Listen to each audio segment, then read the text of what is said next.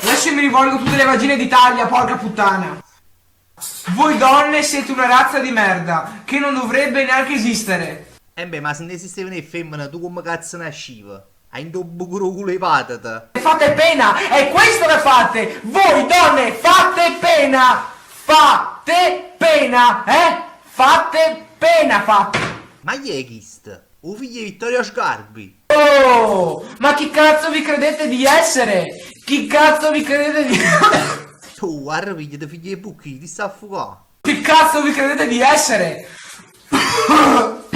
O vedi ne manca cominciate già da stanno 8 anni secce. Chi cazzo vi credete di essere? Se guardiamo nel tempo, gli ebrei sono morti per la nostra libertà e voi continuate ad andare a fare shopping, continuate a vestirvi bene mentre noi patiamo, mentre noi facciamo i lavori sforzati. Faticator!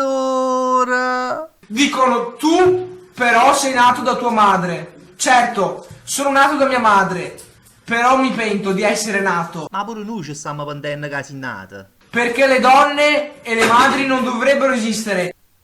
E neppure figli non dovrebbero crearli. Hai ragione, nascono sti strunz.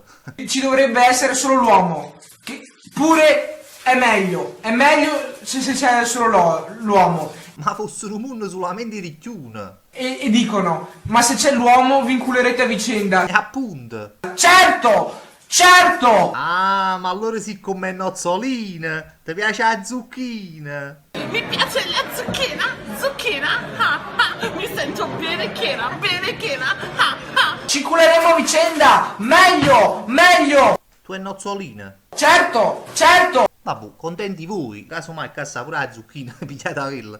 Vergogna! Vergogna! Porcelline! Brutte porchette! Porchette porche! Porcelline! Ci manca solo che chiamo Peppa Pig. Donne di poca consumazione! Magari un latte. Avete rovinato l'Italia! Avete rovinato! Avete rovinato l'Italia! Donne di merda! Donne di merda! È pronto? Parlo con la direzione dell'MD. No, voglio amare lo sorsetto dal commercio perché sta facendo troppi danni. Stiamo rovinando la gente, voglio.